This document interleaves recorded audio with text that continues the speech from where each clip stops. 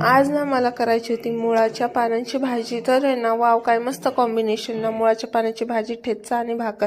तर ही आहेत मुळाची पानं. ती मस्तपैकी धुवून बारीक चिरून शिजून घ्यायची. त्यामध्ये ना डाळ घालायची, कोणती पण जी तुमच्याकडे अवेलेबल असेल. तर नंतर एका पॅनमध्ये ना मस्तपैकी आलं लसूण पेस्ट, जिरे मोहरी घालायची. जिरे मोहरी घातली की कांदा तेलात परतून घ्यायचा. तेलात परतून घेतला की त्यामध्ये टोमॅटो घालायचा.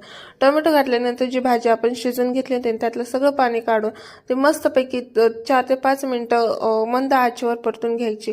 आणि नंतर थोडी परतल्यानंतर त्यामध्ये मीठ, तिखट लाल तिखट घालायचं. लाल तिखट घातल्यानंतर ती 2-3 मिनिटं परतून घ्यायची. आणि नंतर आहे ना त्यामध्ये तुम्ही शेंगदाण्याचा कूट देखील घालू शकता. मी हावरीचा नाही, खोबऱ्याचा कूट घातला.